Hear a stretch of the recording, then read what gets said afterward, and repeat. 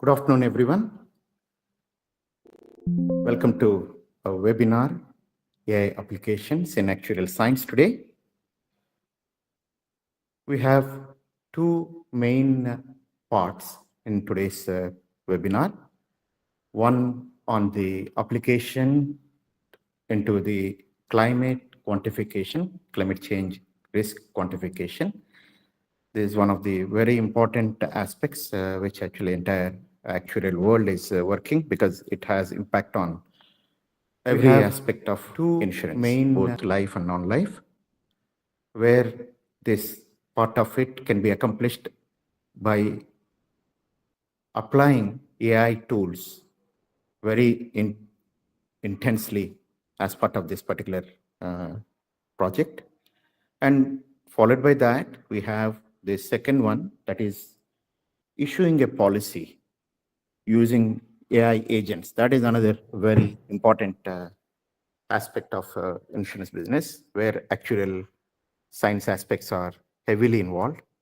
So both the parts are actually real ones from that point of view, means these are the ones actually which are working models, which we have created for the purpose of training all our students and the new employees, aspiring actuaries from that point of view.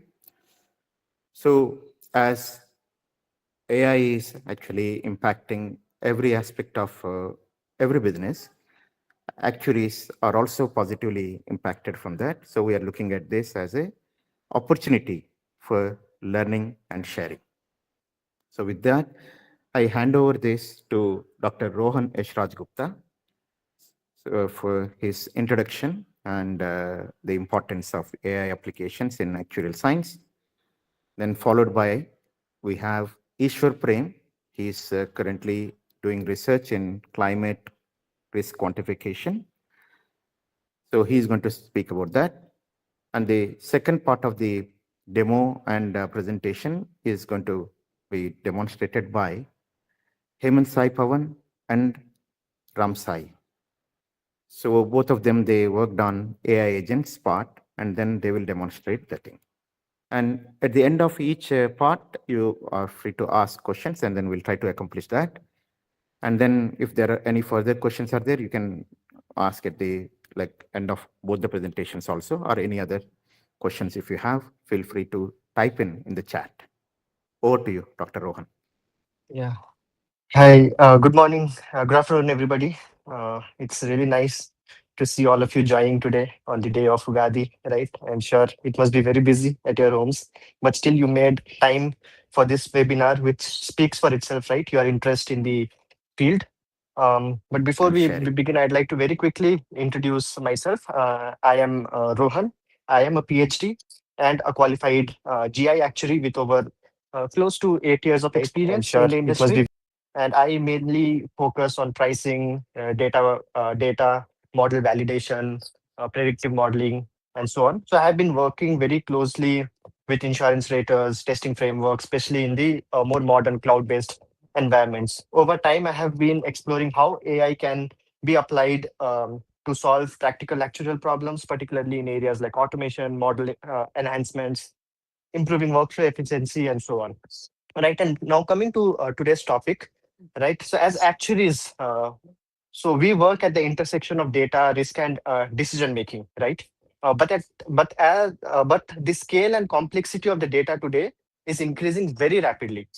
This is where AI becomes very relevant. So why I'm saying that is because AI is not replacing actual judgment, like how general misconvention is, but rather what it is doing is it's helping us to make faster and better decisions, which is what we'll see in due course over the next 1 hour or so. What it can help you do is AI. It can help you analyze large and unstructured data set, which otherwise is very challenging. It helps you improve pricing and reserving models. It helps you detect patterns, which is very difficult to manually identify. It also helps you automate some of the repetitive tasks. So in this session, as sir mentioned, so we will be exploring some of the practical AI use cases across a couple of use cases which we have been working on over the last couple of months. So as you go through it, what we would like is we would like you to think about where in your current work can do you see AI can save time or improve the outcomes, right? So with that brief introduction, let's get started. And yeah, over to you, Ishwar, for the use case presentation on climate risk. Thank you. Hi everyone, I'll first present screen.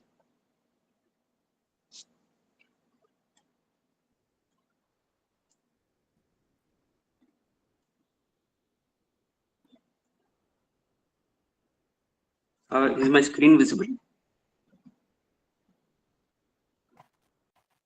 Yes. Yes, yes. Yeah. So good morning everyone. So I'm Ishwar Prem. I'm currently doing my research in the field of climate risk and with more focus on quantification of climate risk. So today's presentation is titled as Quantifying Climate Risk and Revolutionizing Risk Rating with Geospatial AI.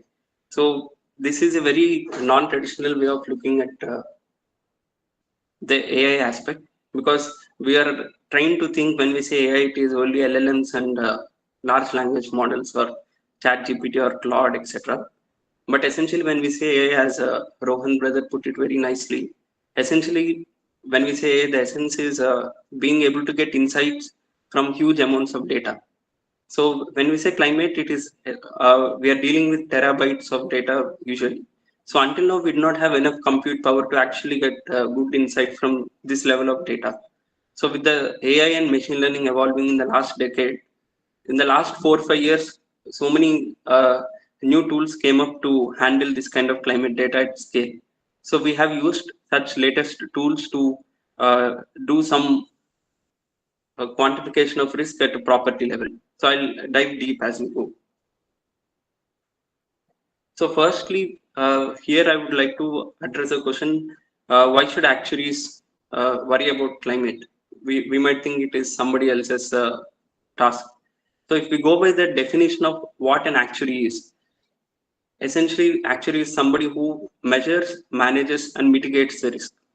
So nobody tells about pricing or reserving or capital modeling. This, the core definition is measure, manage, and mitigate the risk. So let us say if we take 100 years ago, there are no vehicles as such, or 150 years ago, there were no cars or buses or anything as such. So that time there was no motor insurance or auto insurance. But actuaries took it upon themselves to actually quantify the risk for auto insurance, and now it is a very common thing. Similarly, climate is a new upcoming thing that is actually causing a lot of risk. So it is our duty to actually quantify it in a meaningful way.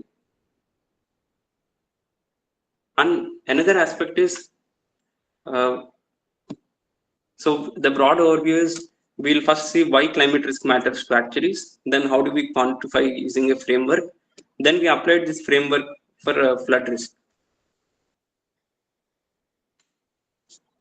So the main aspect is, until now climate change has been discussed as whether it happened or not happened or will it happen. But we crossed that stage. Climate change happened. So the only thing that we can do is how do we deal with it. So first, to settle the misconceptions and to ensure everybody was on the same page, I made a simplistic definition of what is climate change for our context. So when we say weather, it is current state of atmosphere. So it could be 1 day, 2 day, or 1 week at the max. But when we say climate, it is a distribution of the weather at a single place over a long period of time. So it is essentially distribution of weather. So when we say climate change, it is essentially shift in the distribution of the weather. So if you see on the right side graph, we can clearly see there is a shift towards the rightwards. Now, as actuaries and for an insurance sector, we are not worried about the average part. So if the average temperature in a place goes from 35 to 37, that may not cause so much damage. We are worried about the extremes. That is what actually causes the losses. So if we see in the last few years or few decades, the number of extreme events and the frequency and impact of these events has been consistently increasing so much across the globe. There is no place that is isolated in this context. So now, as an actuary, we always go to the first principles of how we deal with a problem and look at a problem. So we have this famous actuarial control cycle. So if we take from those risk principles, the first step is identify the context. So in our case, the context is climate change. So we understood what is a context and we identified that is a problem. Then we describe the system. So climate change is causing the problem, but what problem exactly? So when we say climate risk, we classify it into three broad items: physical risk, transition risk, and liability risk. Physical risk is essentially the physical damage to property, whether it could be buildings or vehicles or any other thing. Transition risk is basically when somebody is doing business using crude oil or oil-based business. Suddenly there is a green revolution, green energy revolution, and they'll be out of business. So if they have to transition to a clean energy, they might lose the business. That is transition risk. Liability risk is essentially some factory or some industry caused pollution, and because of which, let us say, some people got affected. They can charge a lawsuit against this company because of whom they got affected. So, but in our case, we focused on handling physical risk because that is where we'll be using the climate and geospatial data. And to be more precise, we are focusing on the measuring the risk part. So when we say measure the risk, there are three broad components. So risk can be classified as three parts: the hazard, that is the danger part, then the exposure, then vulnerability. So I'll just go a little deep into what they mean. Hazard is basically, so we did for flood. So I'll explain you with that example. Hazard is essentially, will the flood occur on a given date or a given time? Exposure is your property exposed to that particular area or the particular danger zone? Vulnerabilities, okay, let us say you are in that zone, but are you still vulnerable? Maybe you have taken good measures by constructing flood walls or strong gates, so maybe you are not vulnerable so much. So only when we combine all these three, we get a good risk score. So this is a broad framework that we devised. So the first aspect is the data. So we need to be very careful of which data and how we are using, because if the data is wrong, our insights will be wrong. So the first aspect is data. Then we used machine learning based methodology. Then using that, we calculated the risk score. Then we briefly tell you about how this score can be actually used in pricing and reserving process. So now, if you see the down Venn diagram, that is a good indication of how we need to handle this climate risk. So climate risk is not an independent thing that actuaries can deal alone. It is a data problem, it is a climate problem, and a risk or actuarial problem at once. So we need to work at the intersection of all these three. So we need to collaborate with climate scientists and data scientists to actually make something valuable. So coming to the data aspect, until now, when we looked at the entire insurance industry, it was always looking backward. So we'll always look at past trends and try to extrapolate it to the future. But in the case of climate, all the past data is invalid because this kind of climate was not existing even 10, 20 years ago. So we need to always look at both historical and forward-looking data. So for that aspect, we took climate models data, which are called as global climate models, which will look even 100, 200 years into the future. So to cover the hazard part, we took climate data and past peril data. And to cover the exposure and vulnerability part, we took the geospatial data.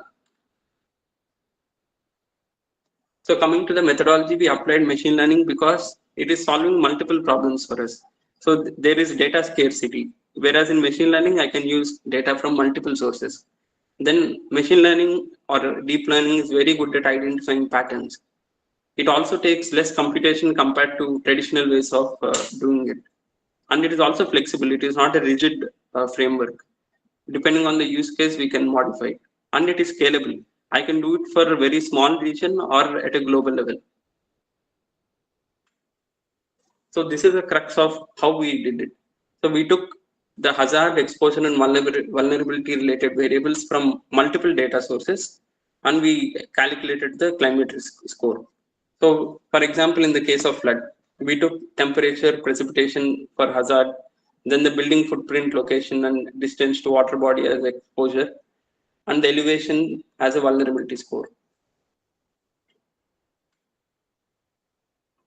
So how do we use this score in actually underwriting or pricing? This score can be used to classify the buildings in different risk tiers or classes, and accordingly we can do different prices for them.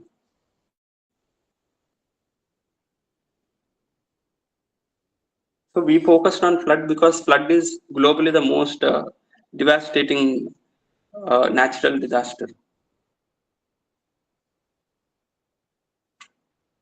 So we built a tool. First, I'll be showing you the entire tool of what it does, a demonstration. Then I'll explain how we built it.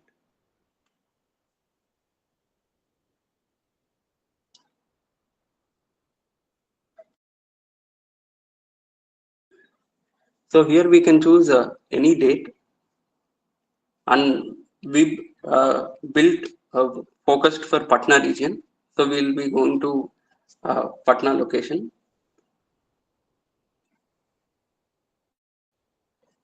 So here if we see, it is now telling processing satellite data. So when it is saying processing satellite data, essentially we are getting the climate data and geospatial data from different data sources in cloud on a live basis. It is not pre-stored data. So now I select another location very near to the building, I'll get a different score.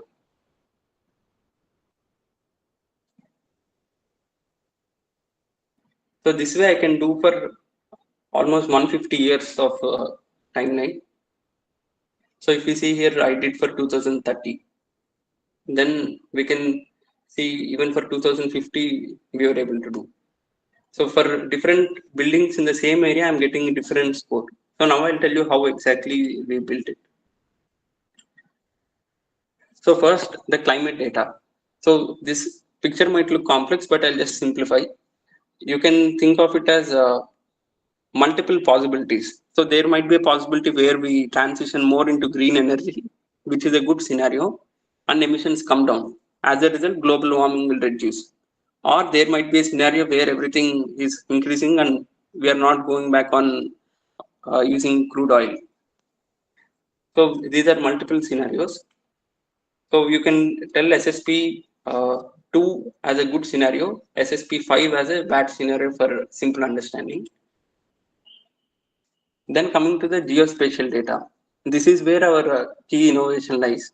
So to understand geospatial data in simple terms, it is essentially taking the entire globe and dividing it into grid. It's almost like overlaying an Excel sheet over the globe. Then every grid is like a address point. So at that location, I can store multiple layers of data. I can store data about the elevation, about the streets, about the people, any kind of data. So now coming to what exactly we were trying to innovate here. Earlier, if you see the way address was taken, it was mailbox location was taken as the key address. Then they went to zip code level. Then they told, okay, single point for the entire building. The building might be spread over in, let us say, half an acre, but only one point conveys the entire address, which might be wrong. But with using AI and deep learning, now we are able to actually get the outline of the entire building. So I'll show you what we did. So first we took a Patna region. So how we did this? We used satellite imagery, and in Google Earth, we were able to actually get the outline based on the satellite imagery. Once we selected this region, then using deep learning based data set, which is built by Google. So they used deep learning to actually get the outlines of billions of buildings. So we were able to extract the data for this particular region.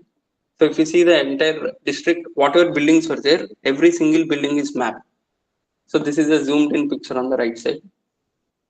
So the next step was getting the flood data. So what we did, we took last 20 years of flooding events. For each flooding event, let us say on 20th July 2002, one flood occurred. So we go to the satellite image of 20th July 2002 and label each pixel as flooded or not flooded using satellite imagery.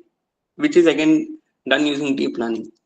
Once we get that, we see if the buildings are intersected with that flood or not. So if we clearly see earlier, the entire buildings in one area would have been marked as flooded because there is no data, no detailed data. Now we can see even in adjacent buildings, some buildings are flooded, some buildings are not. And some buildings were half flooded and half not flooded. So it gives us a very clear picture of which building exactly was flooded or not. Based on this, we labeled our data as for every individual building as flooded or not flooded. So this is the overview of the data we used. So using all these data sources, we derived multiple metrics. It was not a direct derivation. We had to derive it from the required metric from the raw data. So using that, we trained an ML model based on flood occurrence. So if we see the performance of the different ML models, we could clearly see XGBoost and tree-based boosting algorithms performed better, mostly because of the non-linear patterns in the data. So when we use linear regression or logistic, it is usually linear patterns that are recognized. Here the data is so vast and so varied, the pattern is not captured by linear models. So we had to use tree-based and boosting algorithms. So the key takeaways are here. First is we are able to use publicly available climate and geospatial data. And then we were able to do it at a individual level, which will help us to label each building individually. So there might be in the same area, two houses. One house is taking all the safety measures and constructed in a safer location, whereas another house might be constructed in a low-lying location in the same area. We can price at an individual level with very good customization. Thank you. Yeah, that's perfect. Ishwar, very nice. The demo part, it is shown to for Patna district, but it can be done for any part of the world. And also it can go 100 years into the future and 50 years into the back. The total range, it covers 150 years on both the sides.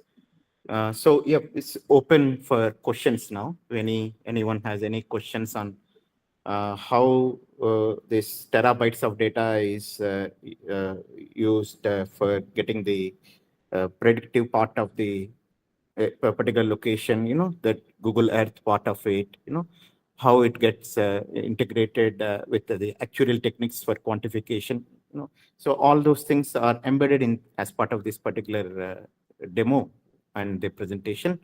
Yeah, feel free to ask if you have any questions.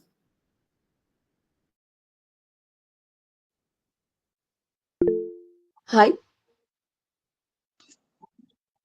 Yeah, Yeah, hi, Nitin. ma'am. Yes, sir.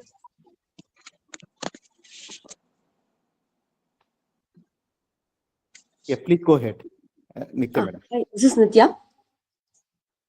Hi, ma'am. Hi. Your presentation is very nice. I'm really inspired of you. You're showing some demo. It is very nearly nice. You are predicting for nearly more than 2030, 2050. Was very nearly nice. I have only one question. You have chosen nearly 5 algorithms in machine learning. What is the Correct. reason you are choosing only 5 algorithms? And what is the reason gradient boost algorithms, a better algorithm you are choosing? You are telling like here. Yeah. So this was more of a proof of concept that we built. So we are actually doing more research on which other algorithms can be used or can we use more recent algorithms. So this was just to convey that it is a possible thing.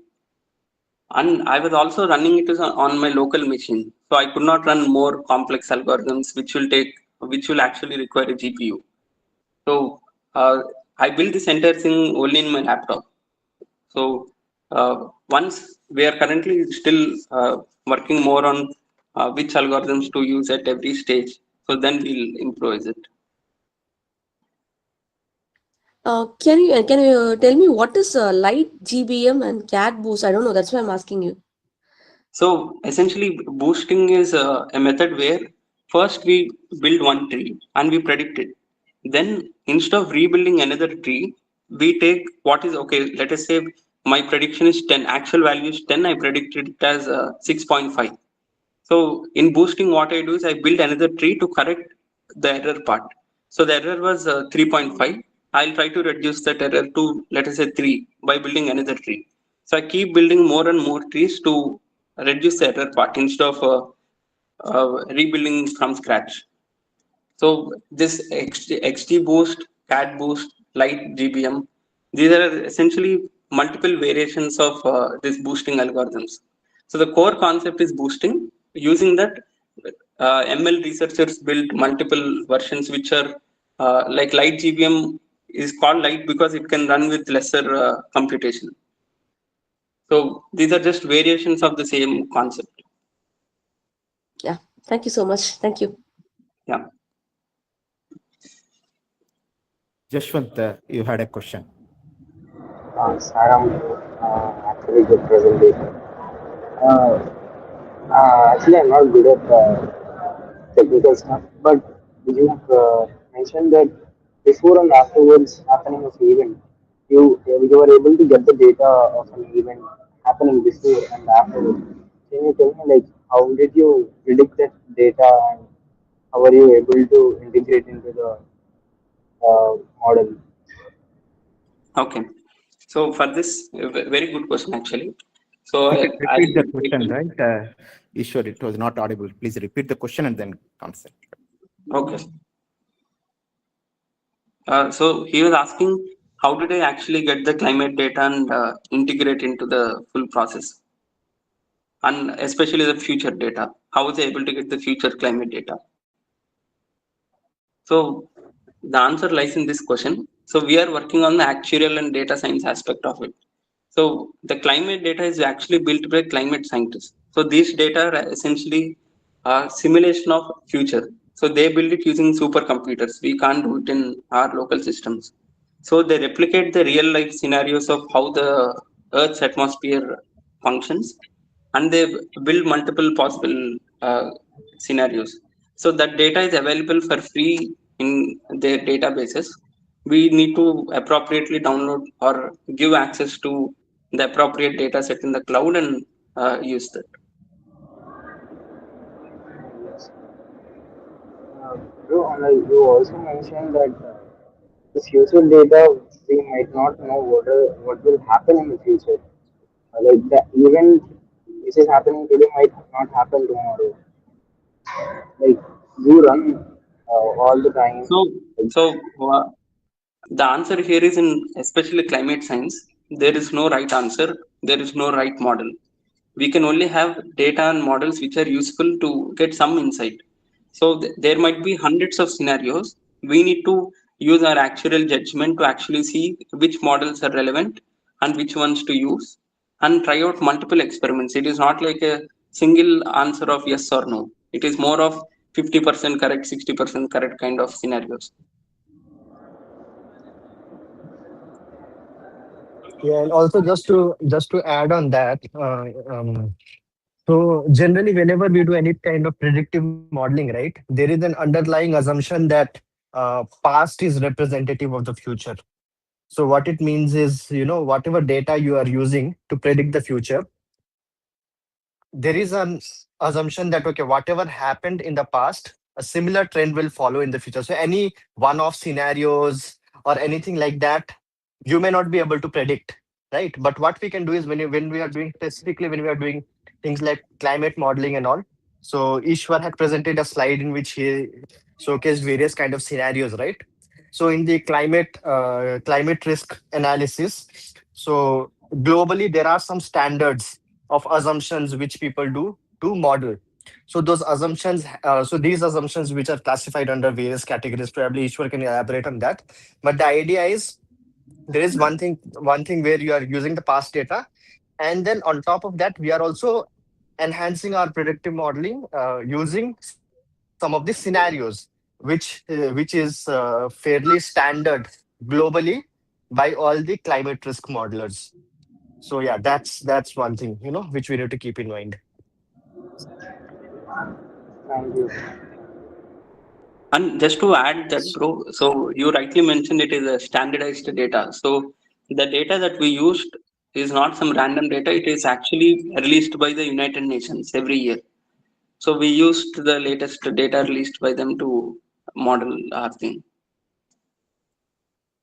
Yep, that's excellent. So any more questions from anyone else? Saram Ishwar, thanks for the presentation. I just have one question, Saram. Yeah, like what kind of products can we sell? Like what kind of products are we targeting it uh, as an insurance company? And who will be our stakeholders? Yeah. So we are mostly it is property related insurance. So our stakeholder will be the insurance company or the underwriters who actually evaluate the risk. So if a new customer comes in and he tells, I need a property insurance, this is my location. Without asking him more details, you can actually on the spot get a risk profile of his particular property. So that will help us do better underwriting, which will help us in actually avoiding scenarios where we keep getting bad customers. So in this way, over a period of time, our entire customer base will be on a positive side. Okay, understood. Thank you.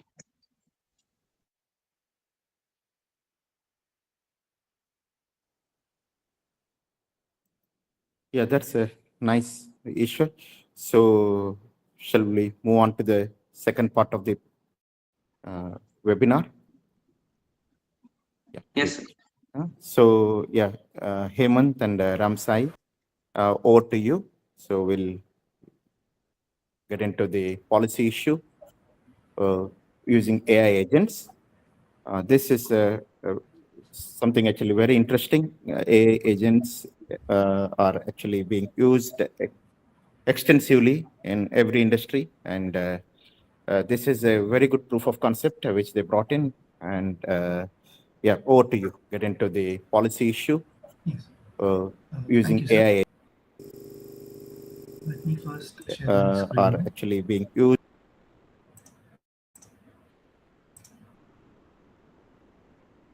I hope my screen is visible. Yes, it's visible. Yeah, just little louder your voice. That will help. Okay. Is it good now, sir? Yeah, perfect. Okay.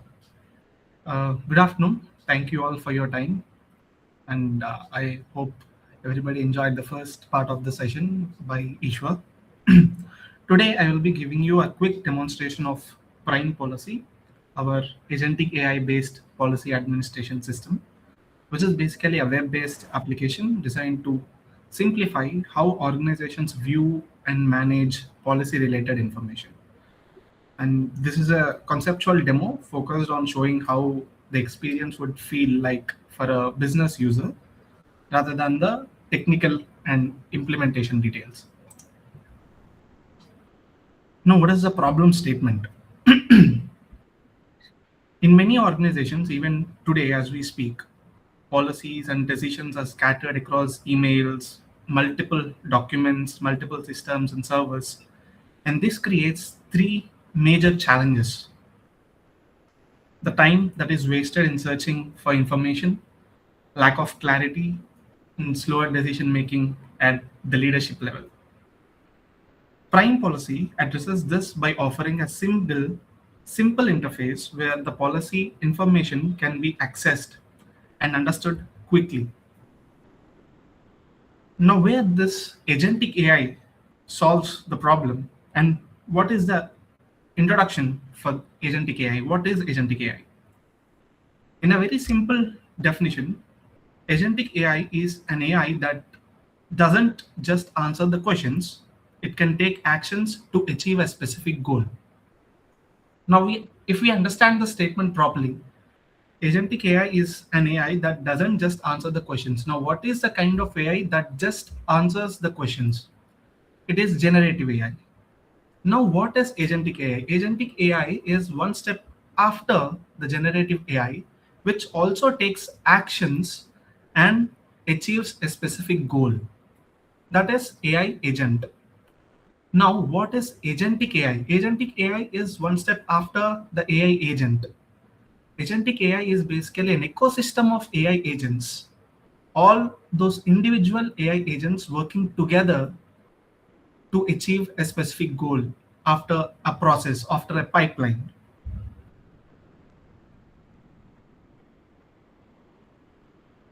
At its core, Prime Policy is a centralized policy visibility platform.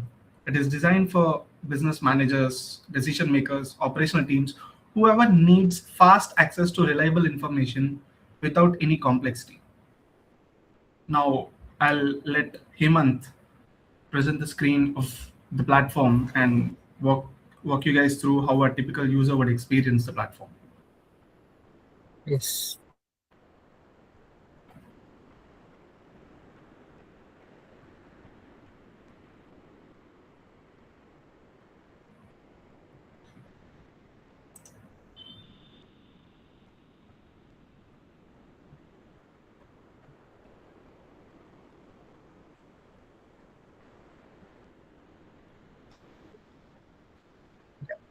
Hope you are able to see my screen.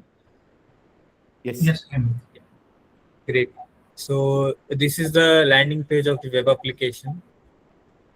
So we are trying to reimagine how a policy is issued and how the life cycle of a policy goes on until it's matured or claimed. So we are specifically focusing on underwriting decision in this particular POC. So if we have a look at the architecture, as Ramsai very nicely put, the current workflow is very manual, time-taking, and very, like, you may say, inconsistent because of various people having various different views on things, especially when it comes to underwriting.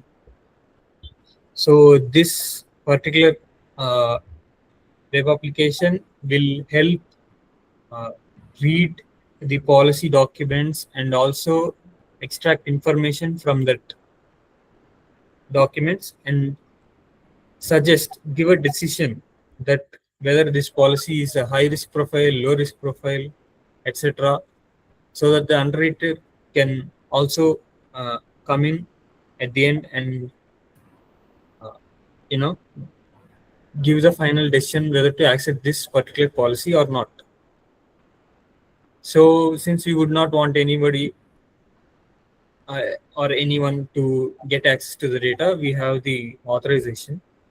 Only authorized people can authenticate themselves and log into the page where they'll be landing in this dashboard page where the underwriter. So I'm wearing the hat of an underwriter here. So you can see the various active policies that are there in the system. What are the number of policies that are processed? What is the time taken? Are there any system errors that can be seen here? And we have the option of creating a new policy here. So we have broken it down into 6 different steps, 6 unique steps where a policy is created. So yeah. Once we have the new policy issuance request from the user to the underwriting team, the first AI agent accepts the request and gets all the relevant information about the policy holder. All the basic details like the name, occupation, the email address, annual income, which are all part of the application itself. Can you once scroll down, Hemant, to the next step? And then we have the document ingestion part, where all the policy related information is automatically fetched into the database by multiple agents and extract the information from the PDFs and clean the data and store all the information in the database. And then comes the next step in the pipeline, which is identifying the risk. Now that we have the information which is extracted from multiple PDFs and multiple sources, the AI agents need to flag the risk by cross-checking and comparing multiple files with respect to the financial documents and with respect to the medical related documents. And the AI agents will automatically highlight and flag the potential risks involved. And in the next step, we have the compliance team. Now this compliance team of AI agents do the sense check of is there any anomaly in having the nominee details? Is anywhere it is are any outliers identified in as part of the compliance check as for the anti-money laundry regulation or any policyholder protection regulation with respect to multiple IRDA regulations, and we have the compliance team of AI agents. And in the next step, we have pricing based on the risk factors which are identified by multiple AI agents. What would be the premium for a particular sum assured? For a particular sum assured based on the identified risk factors and the loadings, what would be the premium on different premium frequencies, monthly and annually? And in the final step, the issuance, underwriter will have the final decision to take based on the flags identified by the AI agents and also the premium which is basically computed by multiple AI agents in the final step.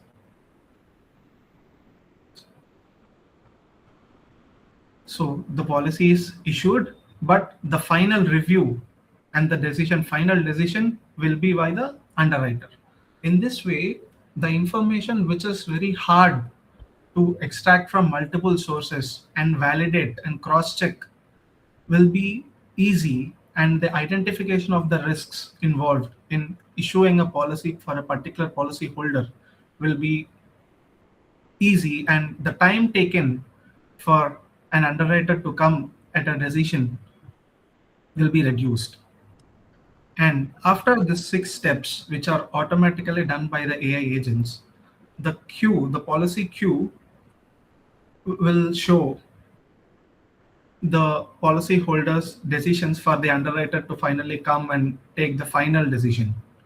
The underwriter can just come to the system and go to the policy queue and review all the applications which are in pending, and the underwriter team can give the final decision for the policy to be issued or not.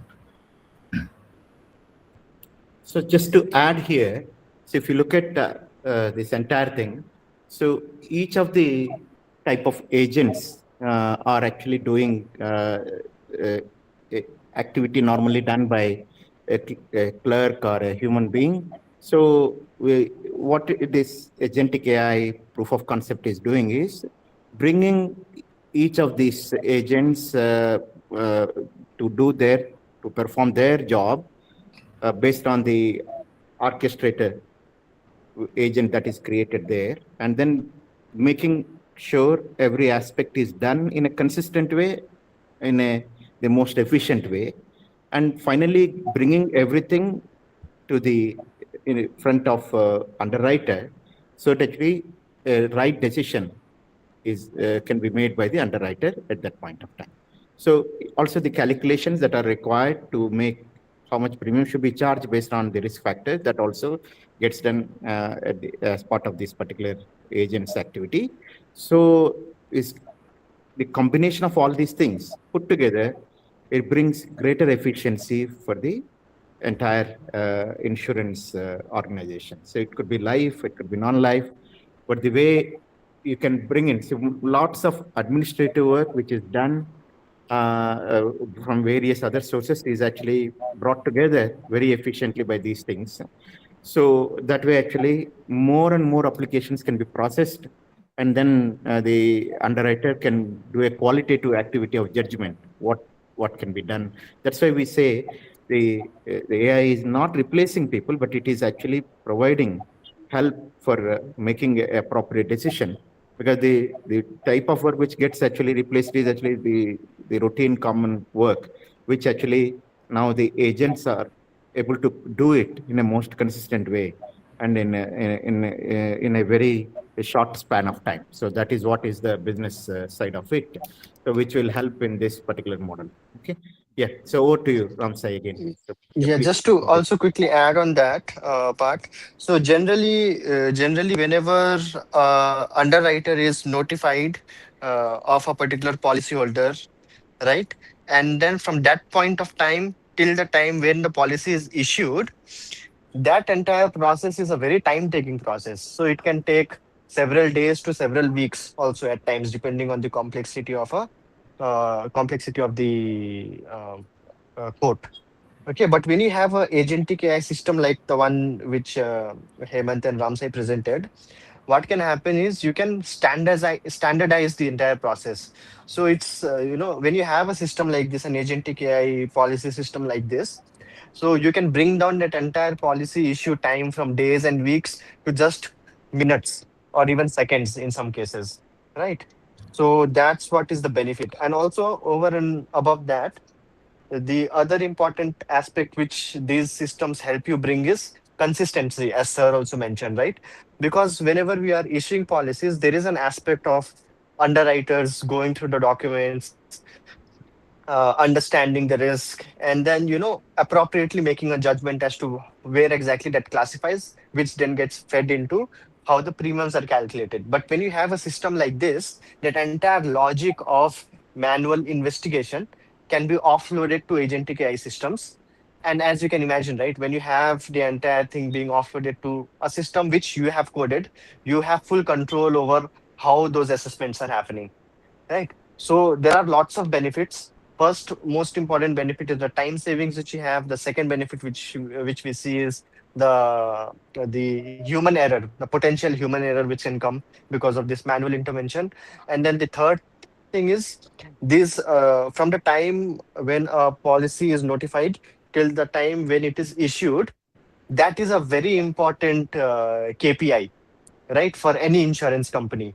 So if you are able to reduce that time frame drastically, you are able to translate that into the actual quote at the end, right? So yeah, these are a couple of things. So the entire idea is using agentic AI systems. Some of the manual processes which is currently there in the insurance company are very rapidly being thought as to how they can be enhanced, and this is one such example which you are seeing today in the webinar.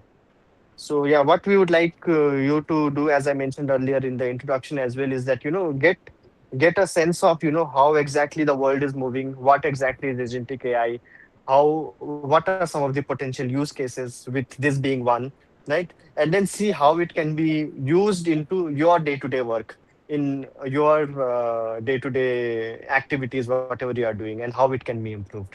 So that is what the intention is. So yeah, with that, maybe over to you, back to you, Hemant and Ramsay.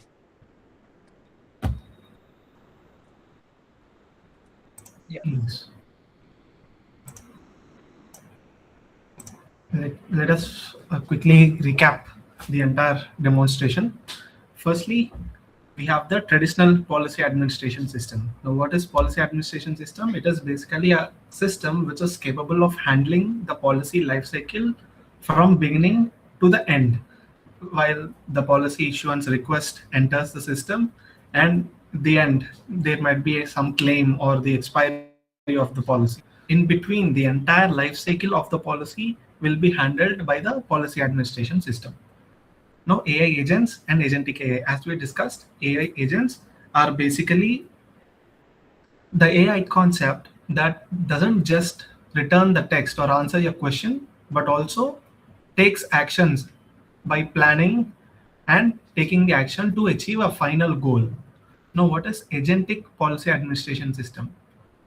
When we introduce the agentic AI ecosystem to a traditional policy administration system to automate multiple tasks at multiple phases for reducing the time and reducing the manual errors and the human dependency, that becomes the agentic policy administration system.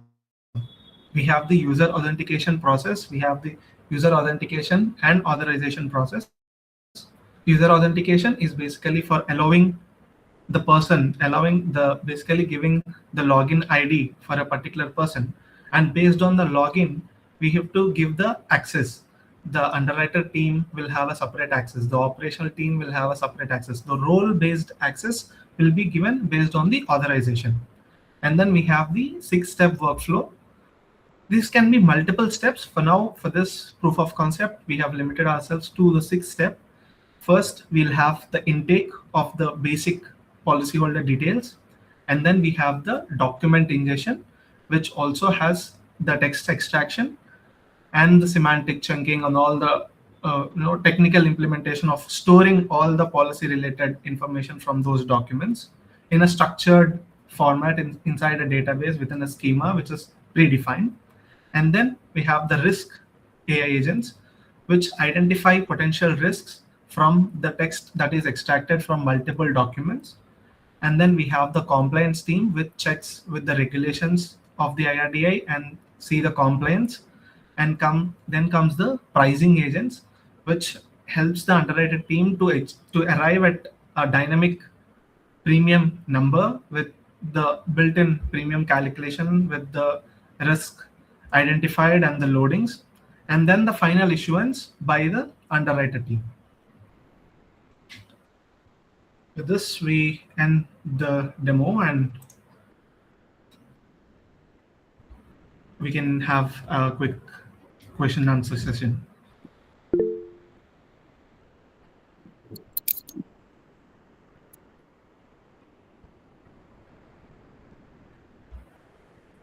Sarah, hello.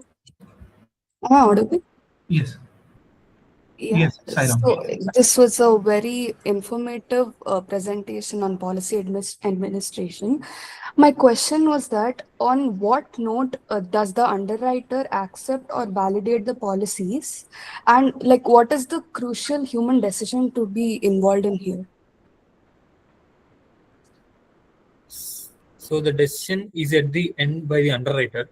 So the agents are extracting information, whether it is medical, financial, or demographic. Let's say he's coming from a particular region where it is more risky, or he's coming from a profession that is more risky, or he has some hobbies or adventures that are more risky, and all those things. Are there any medical conditions that he's already indicating through his medical reports, or he's a smoker, non-smoker? All these things are being extracted, and that information is used by the agent to give a decision on whether it is a standard life or preferred, whether the policy should be agreed to what percentage and all that. So with all the information, all this information gathered, the underwriter will take the person takes the decision at the end whether to accept it or not. Yes, and also on top of that, there is one very important aspect where the humans also get involved, especially actuaries, are the aspect of risk appetite, whether the insurance company has the appetite for the risk which it is writing or not. That is one very important thing where the actuaries have to come in. And this system, what it does is this system, while it generates a policy for you, it won't really issue the policy on underwriter's behalf, right? So the underwriter will essentially have to come into the system at the end stage of the entire policy issue workflow, which you saw, and then only a human can finally trigger whether this has to be issued to the ultimate potential customer or not, right? And over and above that, the agentic AI systems also flags various aspects where it needs humans attention. So you had seen in step 4, I believe, where there was an aspect of risk assessment, right? So in the aspect of risk assessment, it will highlight to you whether the particular thing, are we seeing anything unusual or not with the particular health documentation or any medical documentation that needs attention and things like that, right? So yeah, there are appropriate checks in place where the agentic AI systems require humans to get involved and then provide its sign off before ultimately the policies are being issued. So yeah, we have those checks in place, and in all of those checks is where the human involvement are required. Hope that clarifies. Yes, sir. Thank you.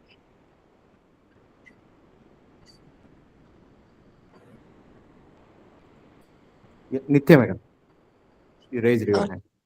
yeah, sir. Uh, Thanks for your presentation, sir. I have only one doubt. Basically, I'm working on a health insurance. Most of the policyholder they are submitting a documents are fake. For example, suppose if any person having any chronic disease, they are not submitting the proper documents. So in the process, the most of the insurance company facing a loss of law claims loss. How we have to manage those things, sir? Yes, so that's a very valid point, madam. So what we do is, so there are checks in place. So wherever our system finds any anomaly, any anomaly in the reports or anything, and follow up request will be sent to the potential customer, saying that saying to asking them to provide an additional documentation to support whatever it is that they are stating their health state is at. So yeah, there are various checks. If the system identifies that, okay, this is potentially being fabricated, then a follow-up question will be asked for providing further evidence. That's one way in Yeah, which we mitigate.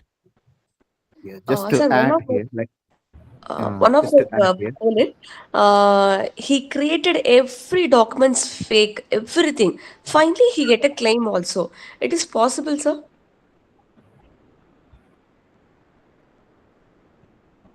Yeah. So here, no, there are multiple algorithms we need to run, right?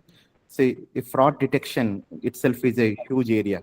Actually, Dr. Rohan Yashraj's his PhD is on fraud detection in motor and health. Hmm. So we did work on that. So it is possible, right? To just answer, it is possible. Just that actually we need to have these checks and balances on multiple things. One is the supporting documents which are provided, the validation of that. Okay, then because some of these things they're created on separate way, and then there is a way one can easily find out inconsistencies in that, and then flag it. That is one way of doing things. But again, nothing is foolproof. Again, one more method of doing fraud comes into play.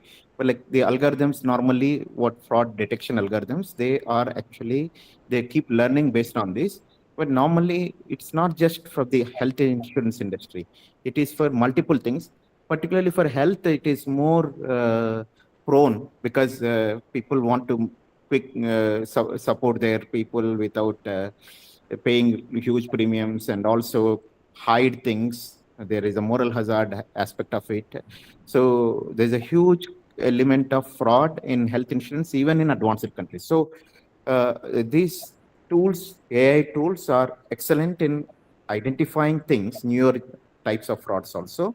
So a separate method is adopted. Like we used something called fraud classifier as part of our previous research thing, which we presented, and then also published a paper with the CAS. If you look at that, okay. So, and also the AI will be more handy in identifying such things. So while doing the fraud detection, again, we are concerned about uh, false positives. That means actually somebody has not done fraud, but like we flag them as fraud and then investigate, then we may lose the customer altogether. So that is where this is a balanced activity which gets done. So there are definitely multiple tools available in the market, but each company gets a different types of frauds based on the process they adapt. Yeah, so we can fine tune our algorithms to that and then identify the type of fraud which you are mentioning, Nitya madam. Thank you so much, sir. Thank you, madam. Rohan, do you want to add anything on this? No, sir. I guess yeah, that's a fair thing. So fraud detection in itself, right? So that's a area.